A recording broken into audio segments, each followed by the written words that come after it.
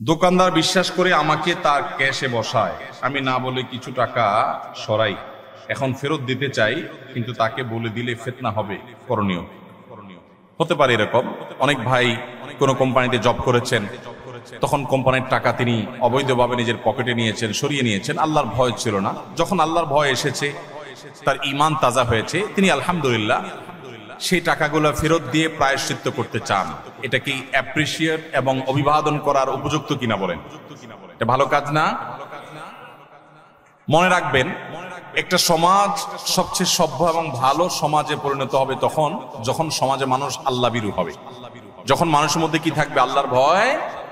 কদিন আগে আপনারা বিভিন্ন জাতীয় দৈনিকে দেখেছেন, একজন ভদ্রলোক বয়সে বেশ অনেক বৃদ্ধ হয়ে গেছেন, তিনি রেলওয়েতে চাকরি করেছেন এবং রেলের বহু ফাঁকি ঝুঁকি দিয়েছেন, টাকা পয়সা অনেক সময় তিনি বিভিন্ন জায়গায় চড়েছেন, টিকিটের টাকা দেন নাই, বিনা টিকিটে ভ্রমণ করেছেন, ইত্যাদি ইত্যাদি।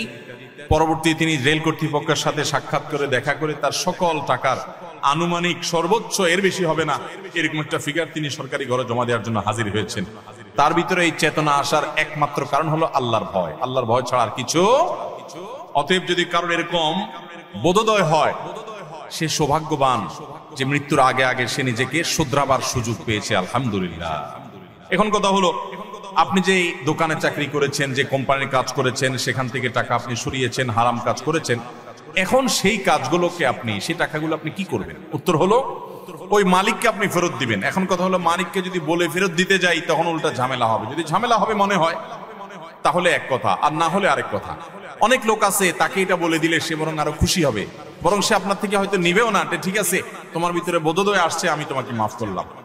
আর যদি বলে দিলে আপনার ইতস্তত বোধ হয়, তাহলে আপনি বলে দেওয়ার দরকার নাই, যে কোনো ভাবে তার অ্যাকাউন্টে টাকাটা পাঠিয়ে দেন, তার বিকাশ নম্বরে টাকাটা ঢুকায় দেন, এটা খামে করে দিয়ে বলেন এটা আপনার পাওনা টাকা, কিসের টাকা এত কথা জিজ্ঞেস করেন না, এটা আপনি পাবেন, বাস রেখে দেন। বিভিন্ন ভাবে তার অ্যাকাউন্টে যে কোনো ভাবে টাকাটা ঢুকাই দিলে আপনি দায়মুক্ত হবেন। আর যদি ওই লোককে খুঁজে পাওয়া না যায়, তাহলে তার পক্ষ থেকে দান করে দিবেন।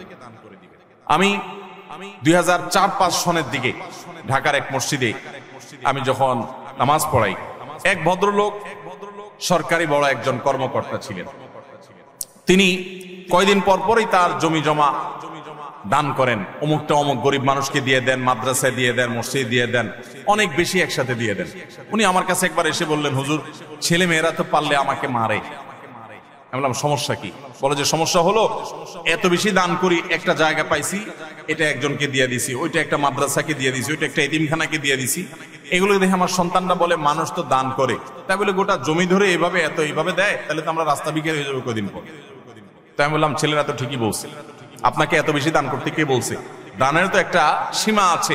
নবী করিম সাল্লাল্লাহু আলাইহি ওয়াসাল্লাম বলেছেন, তুমি এত বেশি দান করে ধুয়ে যাও না যে সব দান করে ধুয়ে গেলা আর তোমার সন্তানরা পরে মানুষের কাছে হাত পাতলো, তাদের জন্য কিছু রেখে যাওয়া, এটা নবী সাল্লাল্লাহু আলাইহি ওয়াসাল্লামের আদর্শ।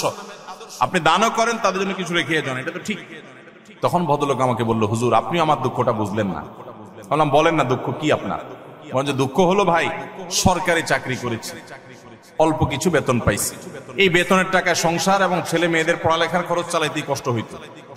আমার যত জমি জমা আছে, যত অ্যাসেট আছে, এর বেশিরভাগই হলো 2 নম্বর টাকা। এখন ছেলেদেরকে তো আর এটা বলতে পারি না, মেয়েদেরকে তো এটা বলতে পারি না, সব চুরি ডাকাতির টাকা, সব টিন চুরি গম চুরির টাকা, ত্রাণের টাকা চুরির টাকা, এটা টাকা সেটা টাকা, এগুলো করে করে আমি এগুলো করছি।